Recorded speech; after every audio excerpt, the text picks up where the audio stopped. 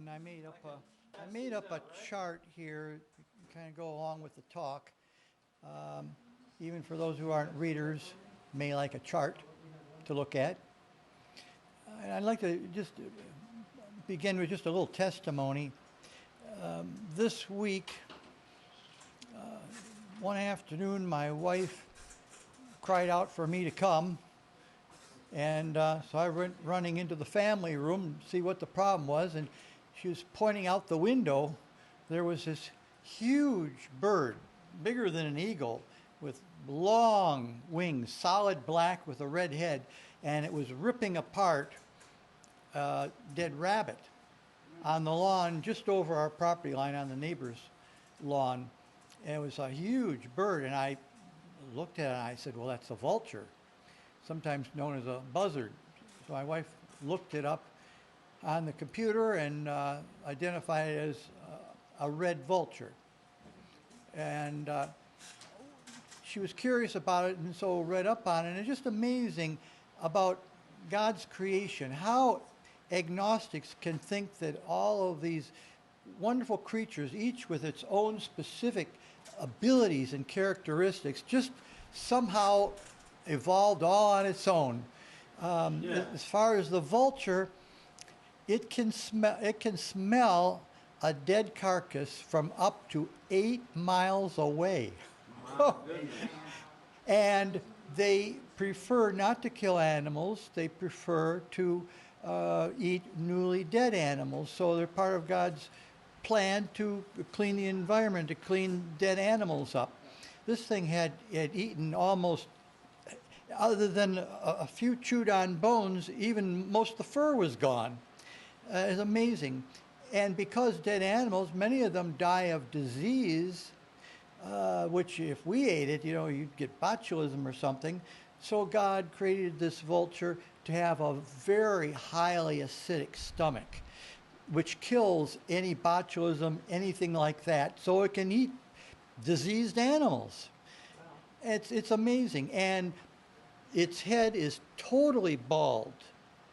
And the reason God created that was so that it could stick its head into dead carcasses and so forth without getting putrefying flesh on himself and sticking to hair and so forth. And my wife went on and on reading this, and I just thought to myself, just how could anyone imagine that this all was happenstance? All these different creatures in God's creation all fit into a plan and a purpose. And to think that it just was an accident that it created with all these specific abilities to do what it does. It's just amazing to me that anyone could be agnostic when they really think about it. So anyway, that was an interesting experience. But this thing was huge, long, black wings. The thing was bigger than an eagle, and it was amazing to see that in our city neighborhood. Yeah. So it must have come from 8 miles away or something. It smelled the dead. I don't know what the rabbit died of. It was on the neighbor's lawn there, and there was almost nothing left but just a few gnawed-on bones. So at any rate, I wanted to talk today on the subject of hidden truths about the house of Israel. On one of my trips to Great Britain, I spoke at a town in Western England. Forgot the name now. I've been in so many different towns. At a church there in Western England. And after my talk, older lady came up to me and thanked me for the talk, and she said that she was a reader in her church, which I have been told is sort of like a lay minister, fills in for the pastor. And she said to me, I had never heard that there were two houses of Israel. Wow. And I thought to myself, well, you couldn't have gotten very far in the Old Testament without seeing that. And not only that there were two houses of Israel, but they had differing purposes in God's plan and purposes. For example, at the time of Christ's crucifixion, you had Judas, who, as his name indicates, was of Judah, the house of Judah, who, by rejecting Christ and causing him to be crucified for the sins of the world, accomplished one very important purpose of God, salvation to all who believe throughout the world. And then there are others who were Benjaminites who accepted Christ and the gospel and took it to the known world and performed the evangelism. So you had here almost cross purposes between these two houses of Israel. Judah, who performed the very needed task of rejecting Messiah so he could be slain for sin, and then the house of Israel people, Benjamin, who was a Joseph tribe, lent to Judah, who accepted Christ and took the gospel to the whole world. And so you had these apparent cross purposes among these two branches of Israel. And there's been no term in theology for this, but I coined a term. I call it prophetic cross currents. It seems like it's contradictory, but see, God was doing multiple things at the same time. One group rejecting him, the other accepting him and taking it throughout the world. So Judah and the house of Israel were created and separated by God, used in different purposes. And we read, going back into 1 Kings chapter 12, that this was his plan and purpose, that the division between these two houses was of him. It was his idea. Well, I want to give some wonderful examples here, because Hebrew scholars have now determined that the two branches of Israel, Israel and Judah, had different dialects. They're both Hebrew, but the northern house of Israel, the 10 tribes, had an Aramaic dialect stemming from Aram to the north of Palestine, just south of the Caucasus Mountains. And by the way, Aram is the source of our present word Armenia. It's the same place on the southern banks of the Caucasus Mountains. Whereas Judah, in Genesis 38, verse 1, which I have in the bottom paragraph there on the chart, Judah left his brethren, intermarried with the Canaanites, and the Canaanites had a southern Hebrew dialect. Scholars have determined that there were actually different words used in the two different houses. Not all of them, but there were some different words, and there were words that had different meanings between the two houses. And that's important because it clears up some biblical curiosities, statements in the Bible that don't make a whole lot of sense until you realize that the word used there had a house of Israel meaning to it rather than the house of Judah's meaning. And not only that, but it also knowledge of this, which, by the way, it wasn't until 1903 that a Hebrew scholar realized that there were these differences between the two houses. Amazing that it went that long before someone realized this. And now in the theological journals, which I read in the University of Michigan Graduate Studies Library, Harlan Hatcher Library in Ann Arbor, and also in the British Library, books and journal articles I read, Hebrew scholars know these things, and they refer to the house of Judah's form of Hebrew as Judean Hebrew. They call it JH for abbreviation. And the house of Israel's they refer to as Israelian Hebrew, and they call that IH as an abbreviation in their writings. And the scholars have been writing about this now, but the ministers of the pulpit don't know anything about it. Something even more important about this, besides you might just say, well, that's interesting, but what does it do for us? Well, the thing is that for years and years, agnostics and atheists have trumpeted this idea that the Old Testament books were just written in the back room of the temple by some rabbi during the Persian era in the 1st or 2nd century BC. Well, that's what they've taught for years. But a knowledge of this disproves that, because we find that those parts of the Old Testament, especially in Kings and Chronicles, those parts of the Old Testament deal with the house of Israel, especially like the kings and queens of the house of Israel, are written in the Israeli language. So there are Israeli words and phrases, including words that Judah didn't use and words that Judah had a totally different meaning to the words.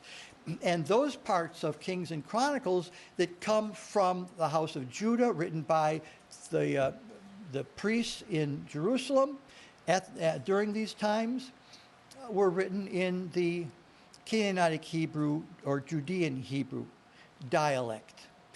And the importance of this has been pointed out by scholars. It proves that these books were written at the time the events occurred. Because after the house of Israel was conquered by Assyria in 3 invasions, but the fall of Samaria was in 721 BC, after Samaria's fall, the Israeli language and dialect fell completely out of use. So a Jewish priest in the Persian era would have no idea what Israeli words there were and meanings to put into the mouth of these kings and prophets of the house of Israel in the books of Kings and Chronicles. It proves that these books were written at the time they are said to have been written. So evidently there was a priesthood in Samaria that was recording Israel history there in Samaria, and there was a priesthood in Jerusalem, and they would record Jewish history. After the house of Israel was conquered by Assyria and the people exiled permanently out of the land, the priests in Jerusalem then took all this material. This is, back in the 6th, 7th century BC, took all this material and compiled it and put it together. And they preserved the Israeli language in there, which the Hebrew scholars can read, and they can see that it's definitely was written at that time, because Israeli became a defunct language after the exile of the house of Israel. So it really is, to my mind, the most important proof that we have that the Old Testament books were written at the time that the events occurred, and not centuries later just made up out of some rabbi's head who decided to make up a history, a phony history, which is what has been taught for years. And as far as dialects, when I went over to England, I didn't realize how much different there are dialects even in one country, in England. Yeah. For example, if you were in Scotland, you would refer to a hill as a brae. They use different words.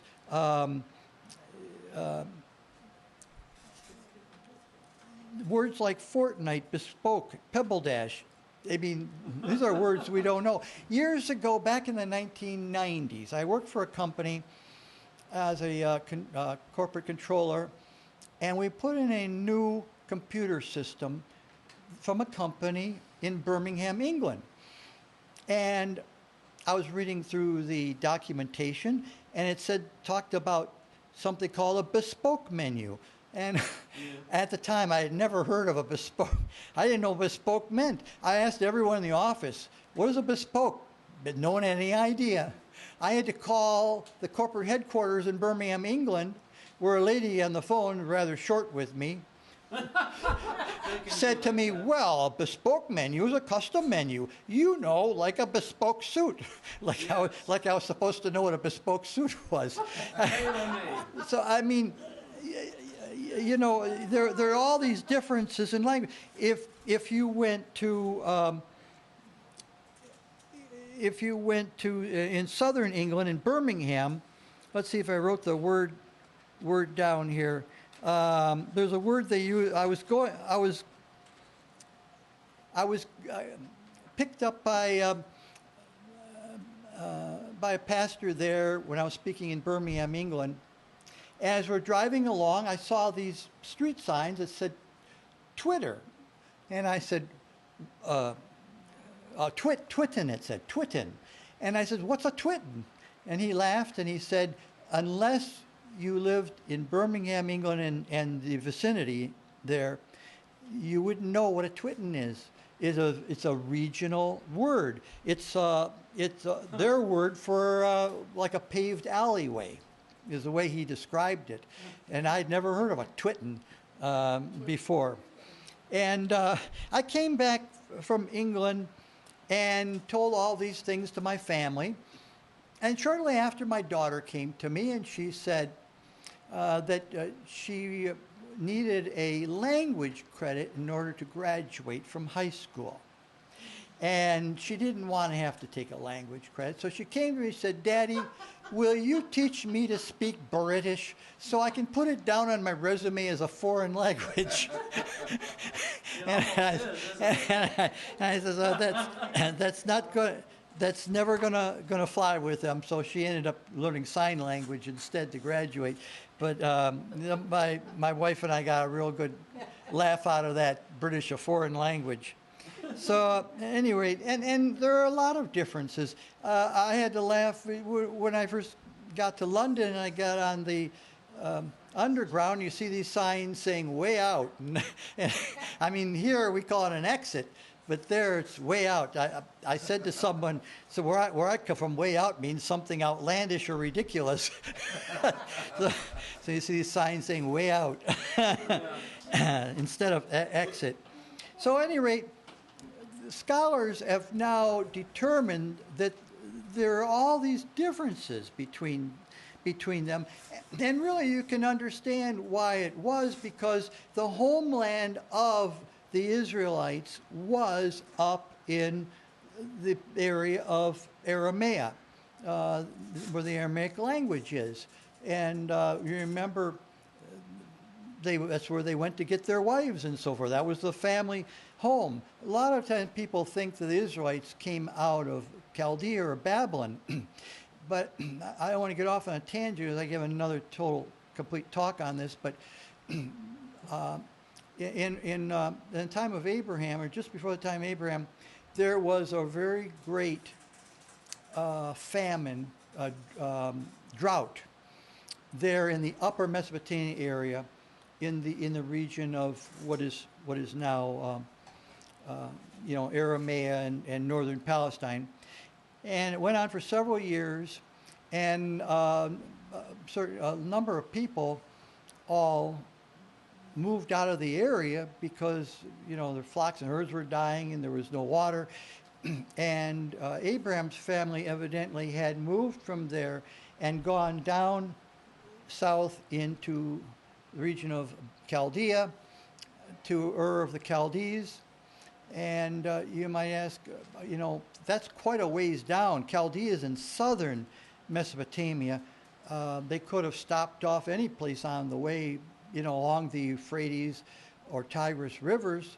But the reason they went all the way down there was because religion was very important to them in those days. And where Abraham's family came from, they were moon worshippers, which, by the way, is the symbol of moon worship. That quarter moon is where the Muslims got their symbol from. It's from pagan moon worship. And there was a great ancient early temple to the moon god up there in that region, and in Aram.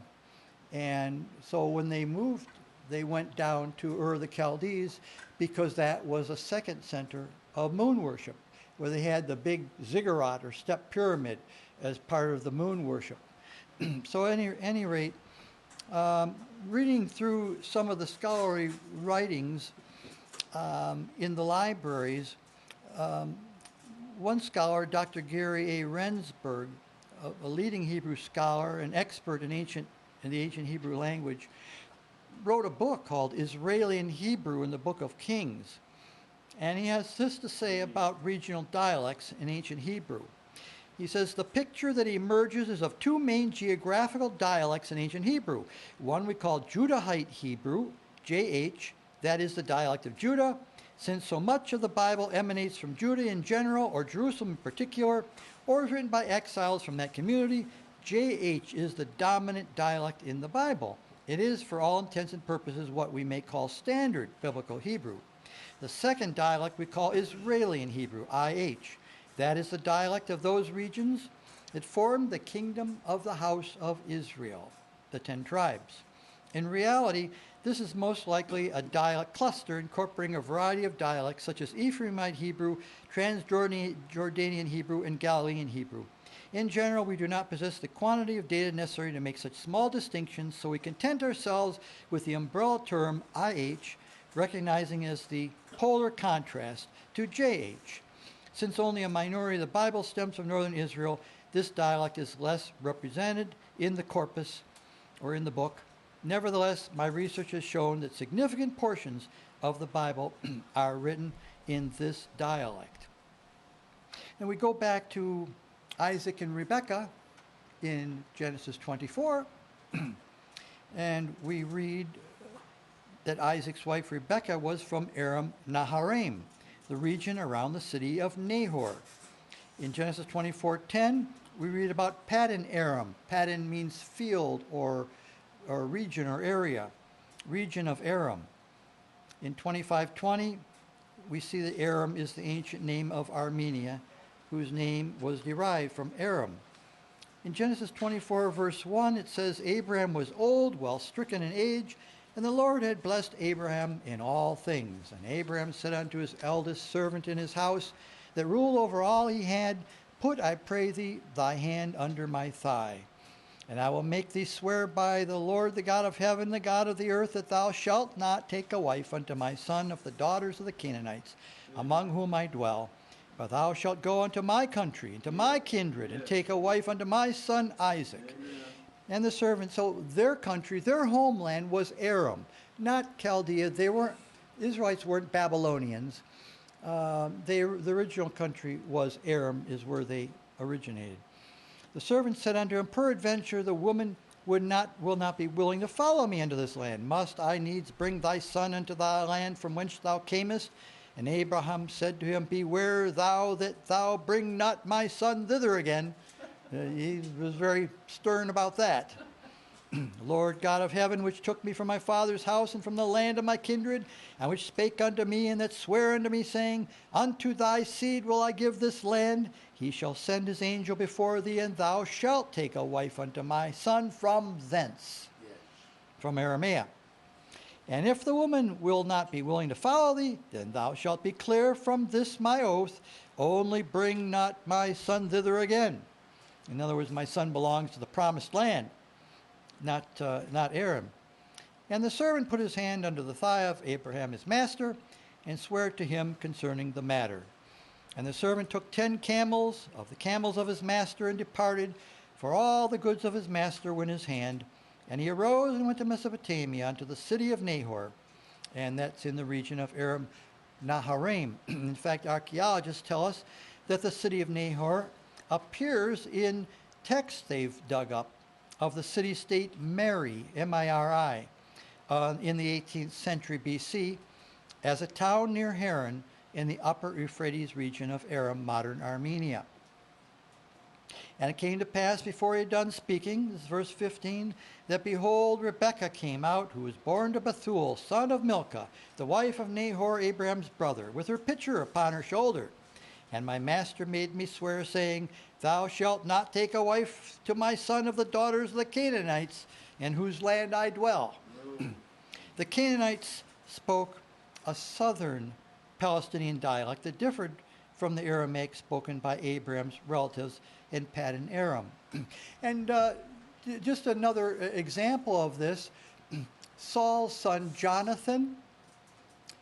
Well, you know Saul was a Benjaminite of the house of Israel, and Jonathan in Hebrew is Yehonatan.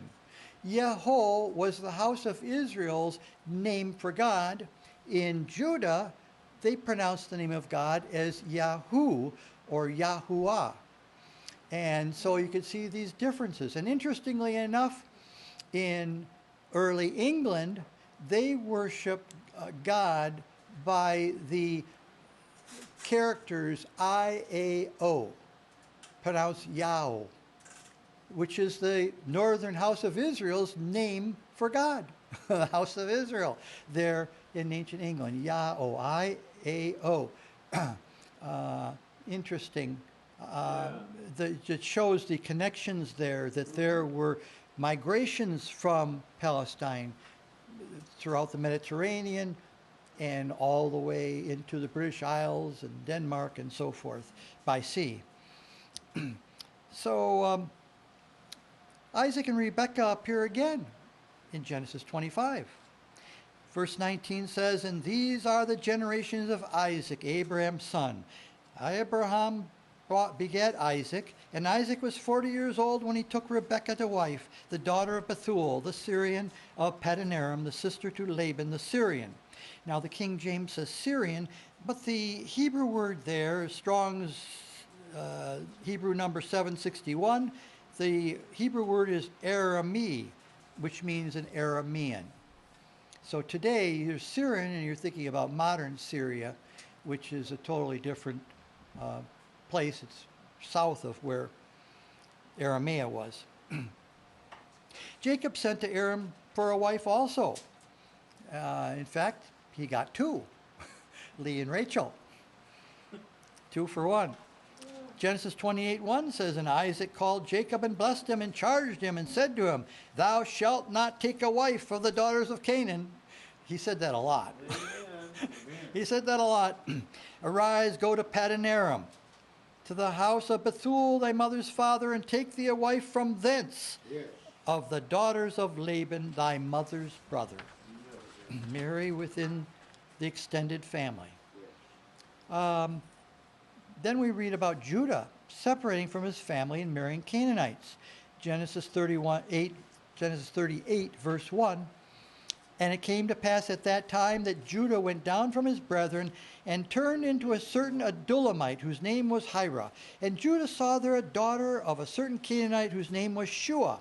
And he took her and went in unto her, and she conceived and bare a son. He called his name She conceived again and bare a son. She called his name Onan.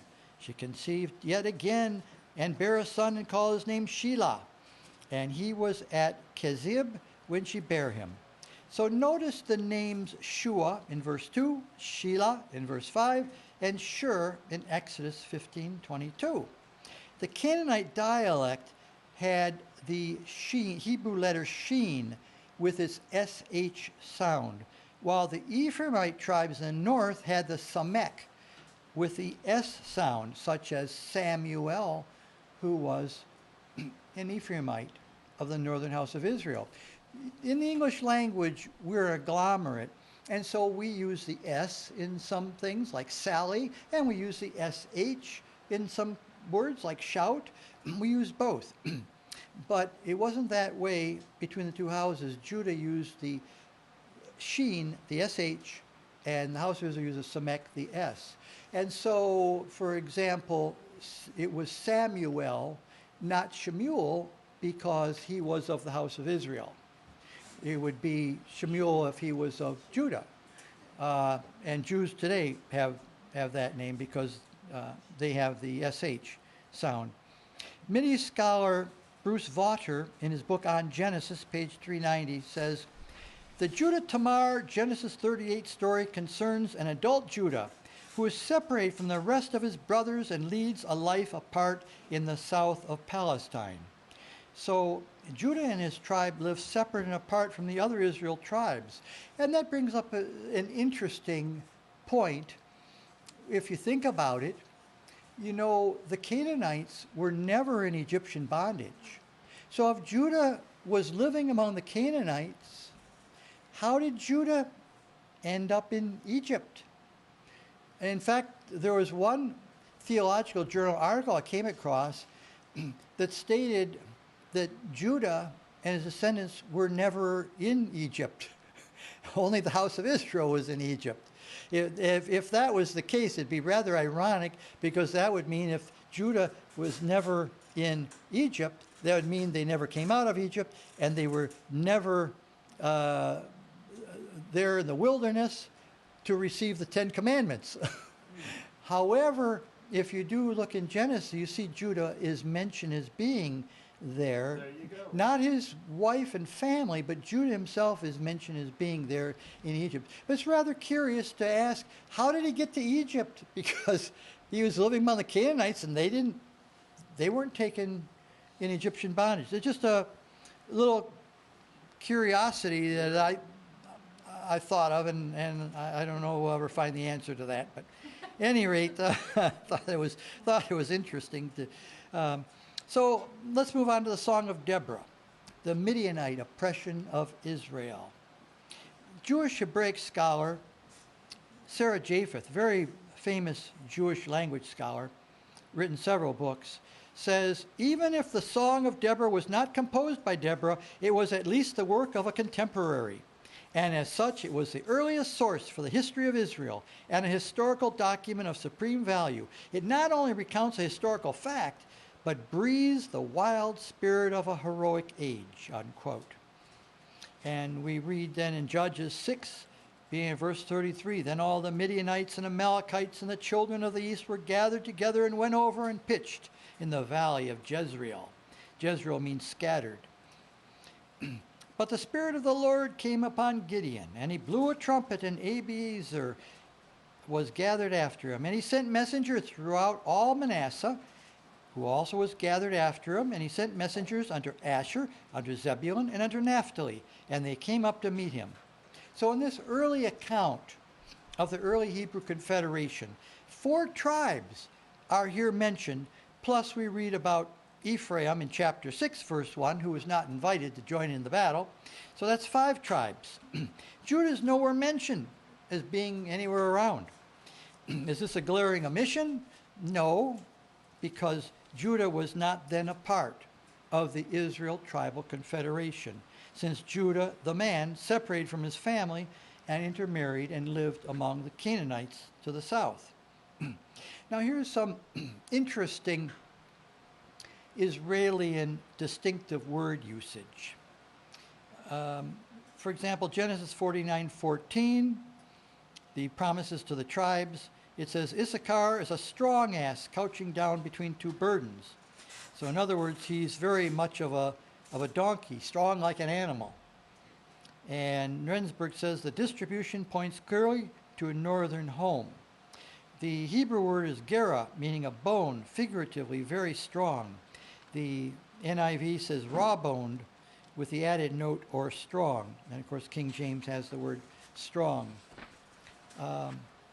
Issachar and Zebulun's joint blessings also talk about they shall be suck of the abundance of the seas, Deuteronomy 33:18 and 19. Suck of the abundance of the seas and treasures hid in the sand. Abundance there is the Hebrew word sipa, and it is strictly a house of Israel word, not used by Judah. Comes from an Aramaic root, meaning to flow, overflow, or give in abundance. Dr. Joel D. Heck, professor at Concordia University, Wisconsin, in Biblical Sacred Journal 147, 1990, page 18, says, whereas Genesis 49 is commonly considered to reflect a southern point of view, that is, Judah, Deuteronomy 33, which is the other list of promises to the tribes, Deuteronomy 33 is considered to demonstrate a northern point of view, unquote. In Deuteronomy 33, 16 and 17, Joseph is the royal tribe rather than Judah. He's called a prince among his brothers and in majesty. Kittle says, tribal sayings are short and precise statements with no traces of editorial reworking. They require no framework for their understanding. Now, here are just a quick listing of House of Israel verbs. Hebrew words gaduat, meaning haughtiness. I won't give where they're found in the scriptures, but menat means portion. Nahalat, heritage. Hayat, beast. Senat, sleep. Mahalat and neganat were musical instruments. Anyone play a megalot? Mahalat? Or a negalot? I bet Joshua could. Yeah. Miat is 100. Yitrat, abundance. Tehalat, praise. In comparison, where the word praise in the house of Israel was tehalat, in Judah it was tehillah. And in fact, the book of Psalms is called Tehillah in the Hebrew Bible. It's the title of the Psalms. So so wherever you see a Hebrew word ending in AT, that is definitely a house of Israel word. And just briefly, I won't read all this, but just briefly, many of you are familiar with the Siloam inscription. Yeah. At the time of King Hezekiah, the Assyrians were attacking. And so what King Hezekiah did was closed up the water sources outside of Jerusalem and tunneled the water into the city. And he had his workmen start from two ends, from the top of the rock of Jerusalem and another group from the bottom, and they tunneled toward each other. And amazingly, without modern equipment and whatever, they were able to connect. As they were getting closer, the workmen heard each other chopping away, and they tunneled toward the sound, and they connected and were able to connect. But at any rate, the interesting thing is that the Siloam inscription is loaded with House of Israel words. They're in Jerusalem. And so scholars say they can only figure that there was a workman from the House of Israel who was there chiseling away this note as they found on the wall about this tunnel. Rather interesting that it was the House of Israel's language. Was America prefigured? Leviticus chapter 25, you may remember, is found on our Liberty Bell. Verse 10 says, "Ye shall hallow the 50th year and proclaim liberty throughout all the land unto all the inhabitants thereof." And those words in Hebrew are in the Israeli language. Isn't that interesting? Yeah. Especially when there are some of us who think that there is a Manasseh element in America of the House of Israel. And this, what you could call America's verse there, Leviticus 25:10, was of the House of Israel's language. That's so neat. And the tribe of Manasseh, of course, had Aramitic roots. 1 Chronicles 7:14 says, "The sons of Manasseh, Ashriel whom she bare, but his concubine the Aramitess bare Machir, father of Gilead." And Sarah Japheth, the Jewish scholar, in her book From the Rivers of Babylon, page 49, says, "One point in the section is clear enough, and that is the emphasis on the Aramaean elements in the genealogy of Manasseh. The list explicitly mentions Manasseh's Aramean concubine, who is mother of Machir, the most important Manassite family. It also refers to Maacah, a well-tested Aramean name, as a wife of either Machir or Gilead. The unstated assumption is that Manasseh, the son of Joseph, lived in an Aramean environment," unquote. And of course, that's not surprising now with their knowledge of the Aramaisms in the Hebrew language. In the book of Kings, Gary Rensburg says, "The well-nigh universal agreement is that this material in the book of Kings stems from northern Israel." And he goes on and he gives, which I won't read here, all the various places in Kings and Chronicles, which are in Israeli and Hebrew. And of course, there are those sections that are talking about the kings of northern Israel. Schneedewind and Sivan, in their article, The Elisha Narrative, says the main differences were in the spoken dialects of the northern and southern kingdoms. Ian Young, in the Northernisms of Israelite Narratives and Kings, says Ephraimite words can be identified as a means of characterization via peculiar speech. And then there are words that were not used in Judah that the house of Israel used. One of them is Sare HaMedinat. Sare HaMedinat. It means provincial commanders, and it's found, for example, in 1 Kings 20, verse 14, 15, 17, and 19. And it's translated rulers of the regions in the Septuagint. They were district governors, and it was a strictly Israeli term, not used by Judah at all. And you may remember the story there, going back to Hezekiah, about Rabshakeh, who spoke to the people on the wall. And the word, the name Rabshakeh, is an Israelian or Aramean term. And the book of Chronicles, of course, as I mentioned, is a mixture of Judean in Israeli and Hebrew. Shoshana bin Num of Haifa, Israel, writing in Vetus Testamentum Journal 18, article Formulas from Royal Records of Israel and Judah, pointed out that the books of Chronicles were combined from royal records originally written separately by court recorders in Ephraim and Judah. In Hebrew, our two books of Chronicles were known as Sefer Divrei Hayamim, literally meaning the book of the affairs of the days. That's the book of Chronicles, was known in Hebrew as the books of the Chronicles, books of the affairs of the days. And Benon says the scribes took the different formulas from different sources, one type from Judean records, the other one from records of Israelite origin.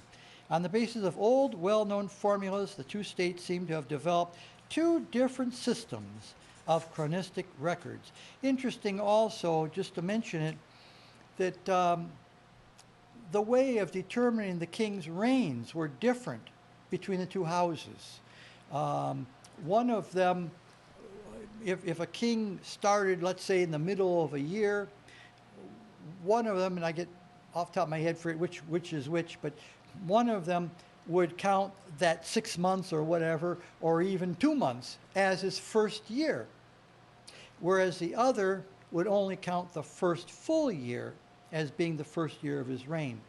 And when scholars realize that, based upon knowledge of the differences between the two houses, it helped them to correct what people were thinking, that the Bible had mistakes in it, because, you know, the number of years one king reigned in one place and another place was slightly different. Well, because of the different ways that they calculated the number of years of his reign. So one of the interesting differences between the records of Israel and Judah is that the annals of Israel never mentioned the king's mother, whereas the annals of Judah always did. Interesting difference. Mothers were more important in Israel than in Judah, I guess, apparently. Chronicles is original material. It makes little sense to say that a later author created a system in order not to use it for all his material. Quoting again from Shoshana bin Nun. All formulas need time to be developed, she says. Had this whole scheme been invented by the redactor, he would have had started his fixed formulas with the first kings. The deviations may serve as indications that the formulas reflect the actual development of the recording methods of the royal courts of Israel and Judah. And just to mention also, the last words of David in 2 Samuel 23, 1 through 7, I won't read it, but it's full of Israeli words and phrases, which is rather curious. David was king of Judah, but apparently it was the record of his last words were written down by a northern Israelite or Aramaic writer, according to Biblica 69, page 114. So in 2 Samuel 23, verses 1 to 7, has 6 known Ephraimite distinctive words that don't appear in Judah's language, appear in the first 7 verses. Words Milah, Kulaham, Neum, Dibur, Al-Ken. The word Ken, for example, K-E-N, means so or just or right in Hebrew. This. So in Deuteronomy 32 and 33 are written with northern origin, Israeli words and phrases.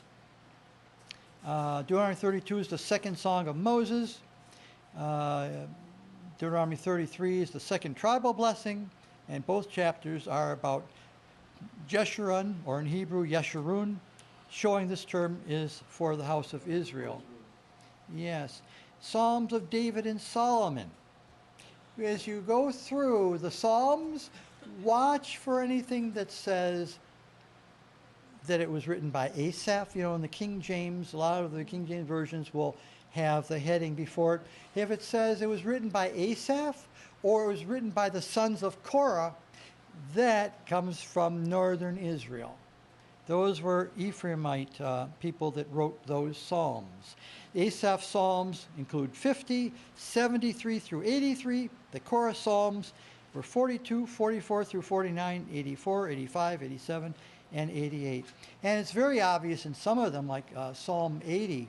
You go through that, and it's got it names the northern Israel tribes and no mention of Judah anywhere. So it's obvious, just seeing that it comes from the house of Israel. Now, how about the book of Proverbs? Scholars have found by examining the Hebrew words used in Proverbs that Proverbs 1 through 9 came from the house of Israel, and Proverbs 10 through 32 come from the house of Judah, because they know that from looking at the Hebrew words. Proverbs 1 through 9 are full of Israeli words and phrases. Proverbs 10 through 32 are full of Judahite words and phrases. Prophet Jeremiah is an interesting example. Jeremiah of Anathoth. He was from Benjamin, of course, and Benjamin was a border tribe between the house of Israel and Judah. And so there was some mixture of Ephraimite and Judahite in the book of Jeremiah.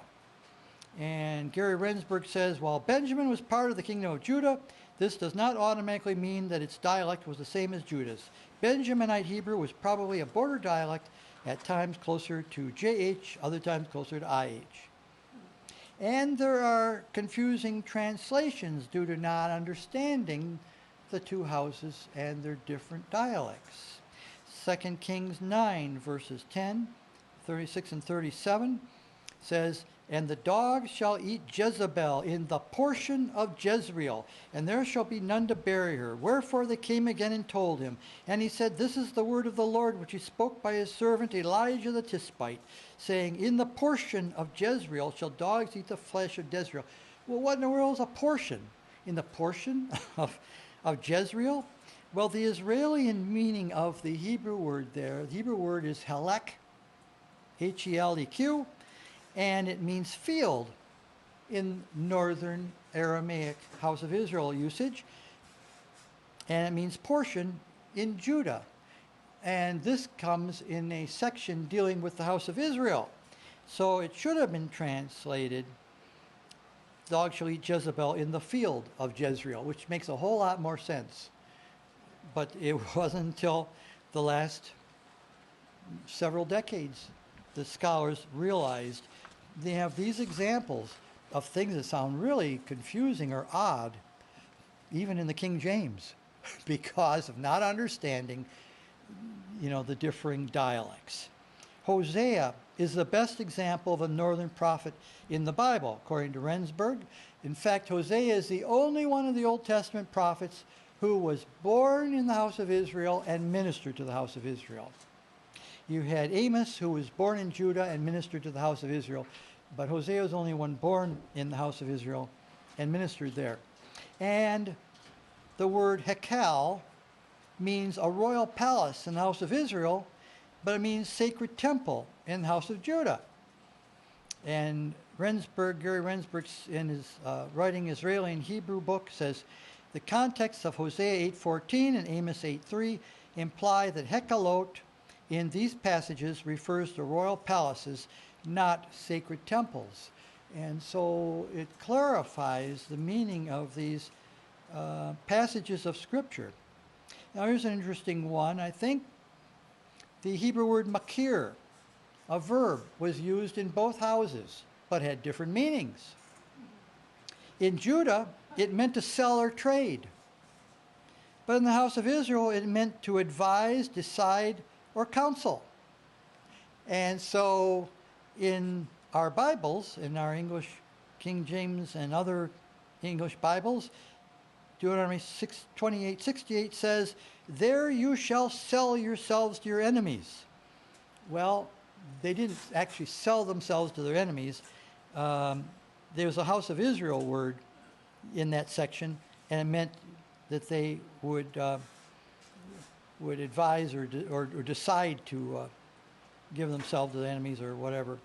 2 Kings 17:17 says, they caused their sons and their daughters to pass through the fire and used divination and enchantments and sold themselves to do evil in the sight of the Lord to provoke him to anger.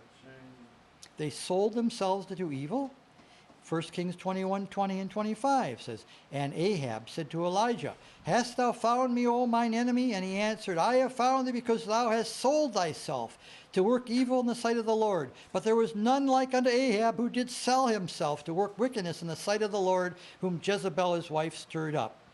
Well, sell was the Judahite meaning, but these passages were in sections dealing with the house of Israel and King Ahab, and the Ephraimite meaning was to decide. So it should be translated, they decided to do evil, which is simple, it makes a lot of sense.